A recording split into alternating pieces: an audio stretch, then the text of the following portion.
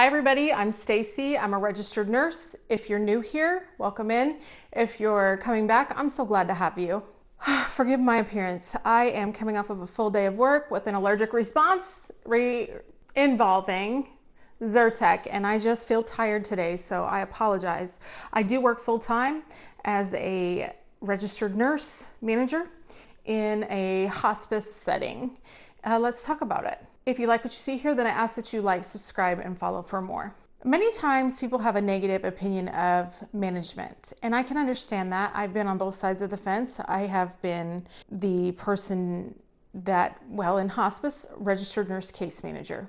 I've been that. I've done admissions in hospice, and I had in the last year transitioned into a team director position, which is your lower tier of the chain of command. So I am the direct supervisor for the nursing staff, the PE staff, and I oversee the day-to-day things like scheduling visits, taking phone calls from family members, calling family members, speaking to staff members. We do things called one-to-ones, which is gauging where a staff member is at in their work journey at the time. I love this about our company. And then we have management that just goes up the chain. So I report to a director of clinical services, and that person oversees systemic systems type things. And that person makes sure that I am doing my job, and that person is looking at things from statistics, from productivity views. I'm looking at those things, but I am more managing the day-to-day stuff like scheduling and day-to-day needs. That's more my focus. Now, sometimes I work hand in hand with the director of clinical services to ensure that systems are doing correct, but ultimately the director of clinical services is doing your quality things. I know how to do those quality things like infection control, and I thankfully don't have to do any of the reporting.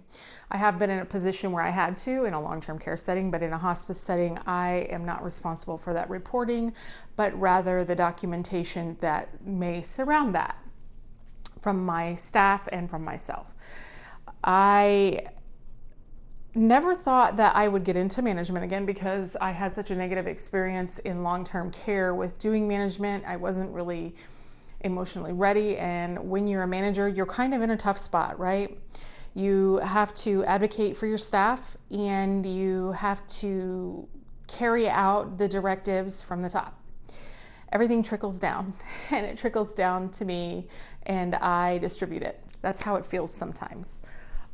So what I have learned about being a manager is that you really have to learn not to take things personally, because some days everybody loves you and some days you're the devil. It's how it feels. But I think it's important when you're a manager to still be willing to get down into the nitty-gritty with your team, right? I'm not above anybody. I am not above doing nursing duties because I, after all, went to school to be a nurse. And so there are times when I'm still out in the field, like an RN case manager, seeing patients, doing admissions. I go out in the field with my staff members and do back to bedsides and competencies. I have conversations with my staff members to gauge where they're at in their work journey, how they're feeling, how I could maybe support them better, if there's changes that they recommend. So the thing about those conversations is I have been in the position of being a registered nurse case manager and talking to managers, and I am in a position of talking to registered case managers as a manager. And one of the things that they asked me in my interview was how I would transition into a role where I had worked as colleagues with my team members into a position where I needed to be able to be a leader.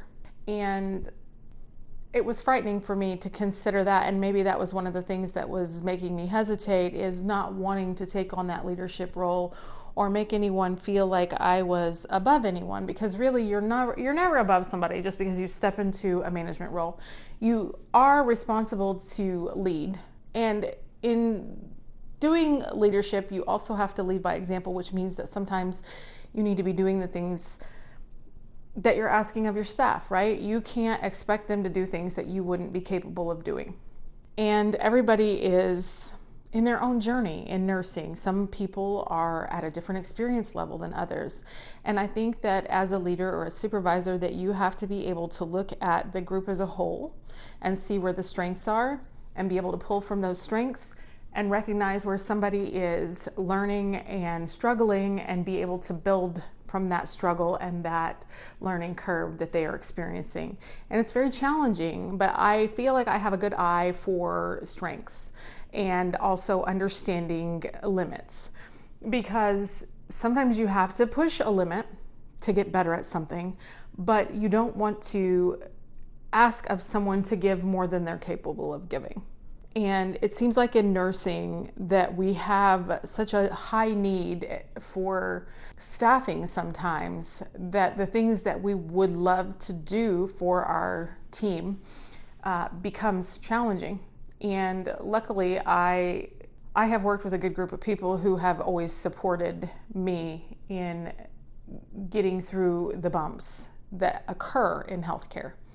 At least in the hospice setting. Every hospice company I've worked for has had a really good ability to work together and have the common goal of meeting the patient needs. I will say that I didn't experience the same type of camaraderie or team member.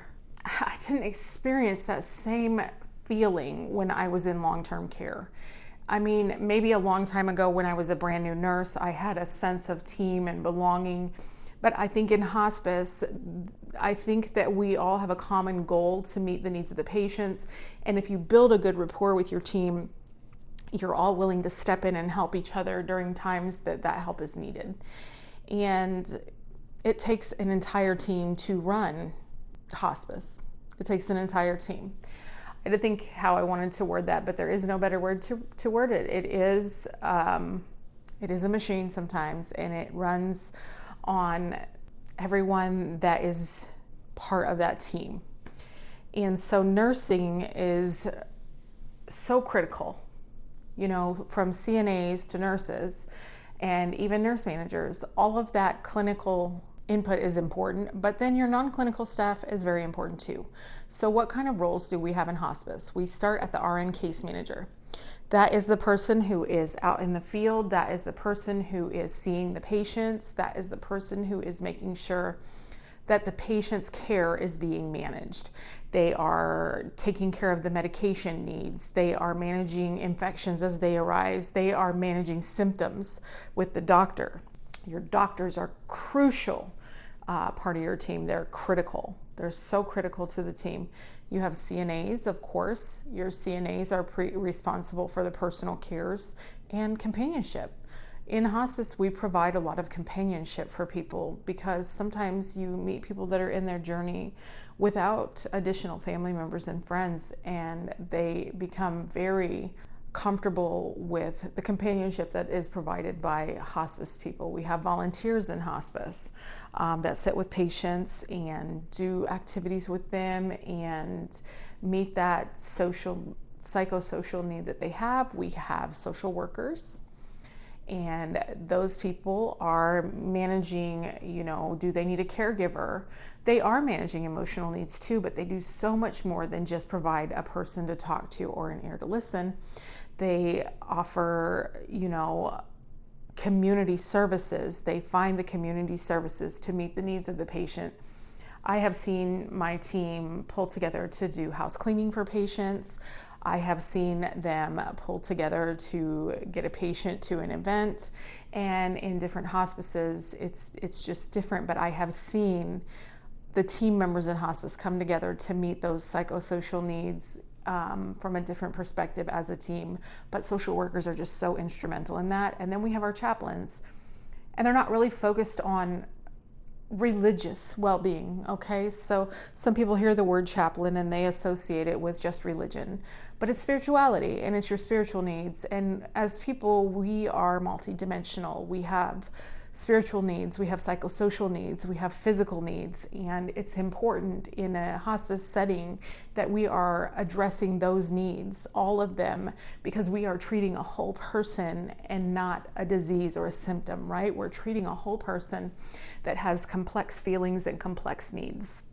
And so it's really critical that we are looking at them as a whole person, and it takes a whole team.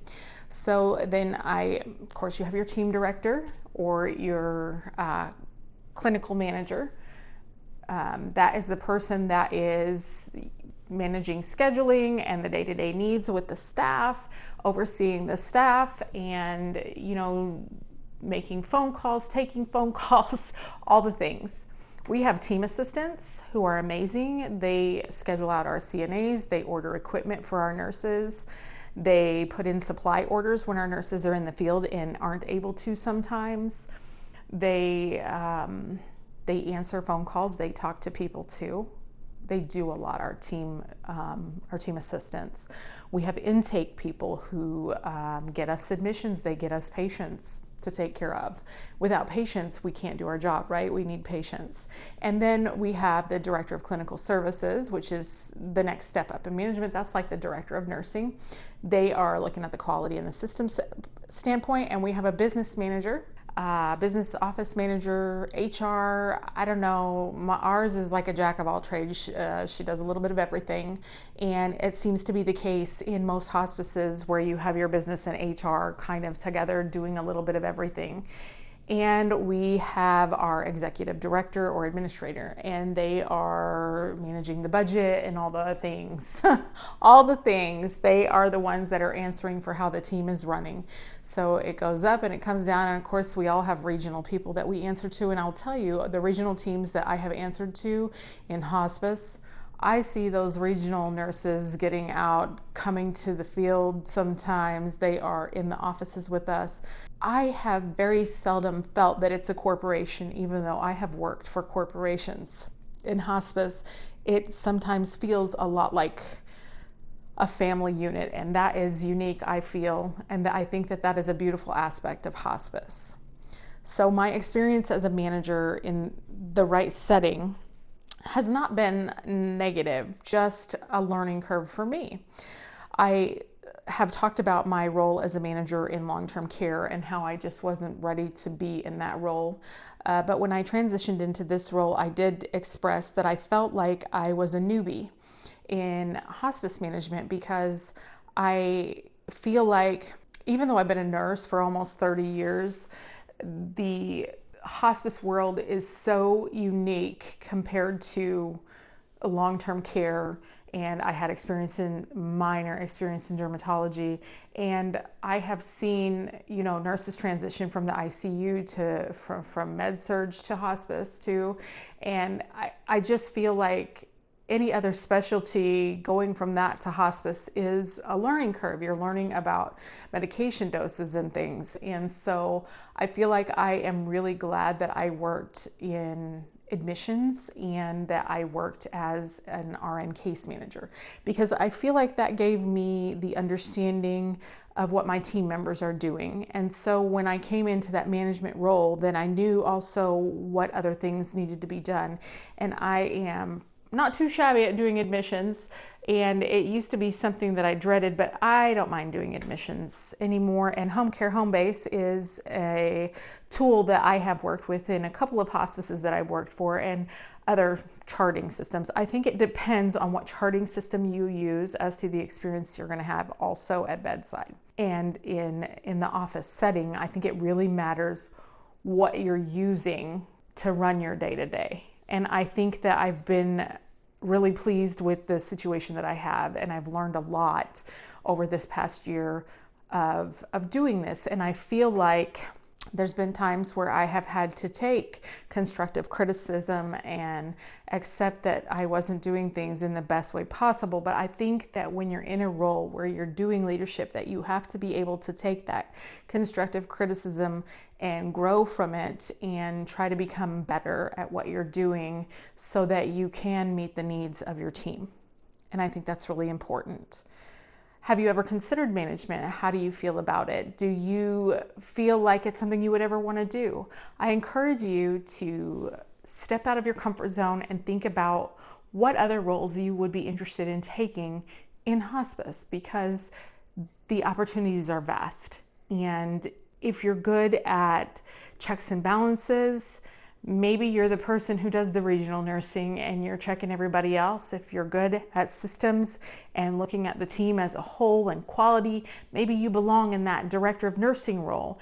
If you're good at working with your team and inspiring them and encouraging them and building them up and working with them, then maybe you're good at being a team director or a clinical leader. All things to consider, but never put it out of your mind or out of the realm of possibility if it's something that you're interested in. I would encourage you to look into it if it's something that you're interested in. And always remember when you're doing a management role where you came from and where you started and how it made you feel. I think that that's critical advice for a manager, to put yourself in the shoes of your team members and remember how you felt in their shoes, because you've been there, or you should have been if you're in this role. And that's all. I think it is so critical to understand where people are coming from and also understand that it's okay to expect from them the things that you would expect from yourself if you were out in the field doing the work. So that's all. That's it. If you have any questions that you would have, anything, suggestions, any comments, I would love to hear about it. So I ask that if you like what you see here, that you like, subscribe, and follow for more. And always, always feel free to leave a comment. I always read my comments and answer back. So I thank you for watching, and I hope to see you soon. Bye-bye.